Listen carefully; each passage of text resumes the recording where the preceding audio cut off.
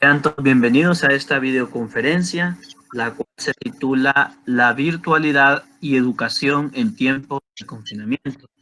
Mi nombre es Amílcar Mejía y el día de ahora me es un honor poder ser el presentador de dicha videoconferencia. Me acompañaré de tres ponentes, los cuales son Perla Rodríguez, Mauro Romero y Janis Pavón, quienes respectivamente expondrán de forma breve 3 puntos diferentes en relación al tema principal. Para dar una pequeña introducción, les hablaré sobre el espacio virtual o espacio digital. Es de mencionar que esto nos lo brinda el Internet. El Internet propiamente se encuentra al público hace un aproximado de 3 décadas, pero no es hasta recientemente que está disponible para la mayoría de personas. Este espacio virtual es comparable al espacio geográfico. En el espacio geográfico es donde tradicionalmente todos nos reuníamos a realizar cierto evento, como ser una conferencia, donde los exponentes, como la audiencia tenía que llegar y citarse a un lugar determinado. Pero en este caso la cita es en la red, siendo que puede estar o converger personas en la misma ciudad, pero en diferentes lugares, en el mismo país, pero en diferentes partes del país o incluso de diferentes países del mundo, para poder llevar a cabo una conferencia o en este caso relacionado a la educación, alguna clase o exponencia, siendo este mismo un video un ejemplo de ello. Para dar inicio, procederé a darle la palabra a Perla Rodríguez, quien nos explicará un poco sobre la función de esto. Bueno, muy buenas tardes o noches. Yo les voy a hablar un poco sobre lo que es la función, cuál es la función de la virtualidad en la educación en tiempos de confinamiento. En la educación virtual, el autor del contenido debe tener en mente que la tecnología presenta alternativas competitivas en la comunicación, la entrega de materiales didácticos y la recuperación de información complementaria a los aprendizajes. En este sentido, cabe resaltar que la estructura informativa de la educación en línea se basa en el hipertexto. Así, la tecnología de la red ofrece diversas posibilidades de comunicación con el alumno, controles académicos versátiles, desarrollo de materiales didácticos y objetos de aprendizaje basados en la estructura del hipertexto, multimedia, videoconferencias, correos electrónicos, bibliotecas digitales y sistemas de metadatos. Esta educación acentúa la generación de flujo de información digital que le da apoyo complementario a la educación en línea.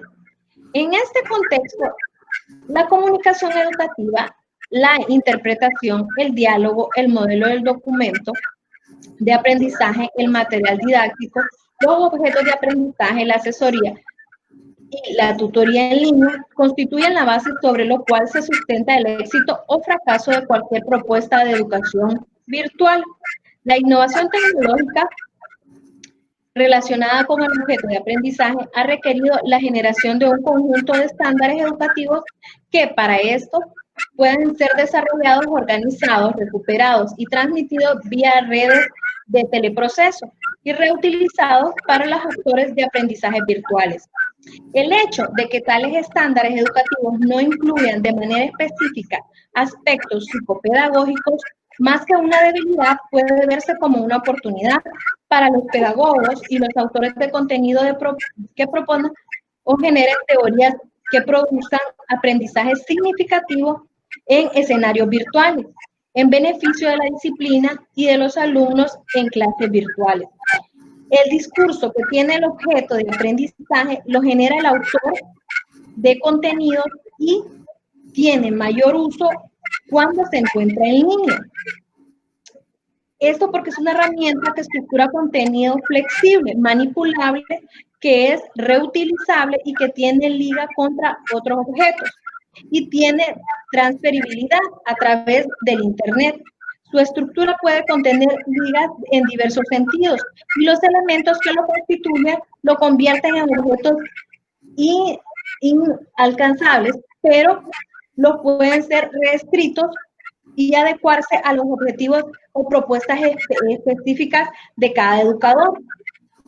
Sistematizar el control y la recuperación de objetos de aprendizaje, presentar una oportunidad y un reto para las bibliotecas en línea y ofrece un fenómeno novedoso que exige métodos de organización y recuperación complejos. La propuesta de formación docente para la educación virtual en bibliotecas son hasta el momento escasas e incompletas. Por ello, pues resulta oportuno proponer el diseño y el desarrollo de programas de esta naturaleza en los que participen diversas instituciones educativas con el fin de compartir con expertos experiencias con la tecnología. Asimismo, cuenta con la información en línea, replantear las noticias de comunicaciones virtuales, la interactividad, conectividad en línea, flujo de información y de conocimientos y costos. La distancia en redes no la podemos observar al individuo respecto al espacio y el tiempo e implica en las fases temporales entre los actores y el aprendizaje. Esto quiere decir que la función básicamente de lo que tenemos en la educación virtual o en la educación en línea, pues es eso, que nosotros tenemos al alcance diferente información, podemos convertir información, como educadores pues tienen acceso a poder adaptar a su metodología cualquier información que puedan encontrar en la red. Bueno, creo que esa es mi participación en este tema. Los dejo con mi compañero Amílcar. Muy bien, muchas gracias. Para continuar con respecto a la temática de la virtualidad y la educación, procederemos a hablar específicamente sobre las características de la educación en línea. Para esto, cederemos la palabra a Mauro. Buenas noches. Para continuar con la exponencia, vamos a hablar sobre las características de la educación en línea. La educación virtual es una modalidad que ofrece un plan de estudios interactivo y en el que se usan actividades en tiempo real o videoconferencias. Dentro de las principales características que resaltan de la educación en línea está la implicación del distanciamiento físico. Ni los docentes ni los estudiantes se encuentran en el mismo espacio. Ellos solo estarán en comunicación con la medida que cuente con un equipo y conexión a Internet. El distanciamiento físico no impide la retroalimentación entre quienes participan en este novedoso proceso de enseñanza-aprendizaje. 2. Es interactiva. La interacción ocurre entre estudiante y docente y también ocurre entre los mismos estudiantes. Los alumnos pueden formular preguntas y las respuestas no siempre se obtienen de inmediato porque todo va a depender del medio en el que esté conectado el profesor. El carácter interactivo de la educación virtual va a facilitar la comunicación bidireccional. 3. Es accesible. El estudiante tiene acceso a la educación en línea con solo disponer de Internet y de un equipo que permita su conexión, preferiblemente una computadora. No importa el lugar desde el que el alumno esté, ni el momento ni el día que escoja para conectarse. 4. Es de horario flexible. El estudiante elige en qué momento se conecta. Además, realiza de manera independiente sus asignaciones o tareas. Este es uno de los rasgos de esta modalidad que más resalta en comparación con las características de una educación presencial. 5. Promueve el aprendizaje independiente. Con el aprendizaje independiente en la educación en línea, el estudiante se enfoca en aprender a aprender y aprender a hacer. Es decir, la responsabilidad de aprender y el cómo se aprende es de cada alumno o participante. 6. Utiliza nuevos medios digitales. En la educación a distancia se emplean enlaces, audios, videos, libros electrónicos, etc. Estos materiales o recursos se descargan en la web, así que hay que contar con una buena conexión. Esta es una de las características de la educación en línea más sobresalientes. Además, la educación a distancia utiliza correos electrónicos, foros, chat y aplicaciones que posibiliten la interacción por videoconferencias. Siguiente, 7. Hace posible la optimización del tiempo. Cada estudiante debe ser consciente y responsable del tiempo que invierte en su educación y al no tener que trasladarse hasta una institución, puede optimizar su tiempo para fomentar su formación. La optimización del tiempo igualmente es una de las principales características de un estudiante a distancia. 8. Novedades en las formas de evaluación. Son muchas las formas de evaluación en esta modalidad de estudio. Puede emplearse la participación en clases virtuales, autoevaluaciones y coevaluación. Las formas de evaluación es una de las más destacables características también.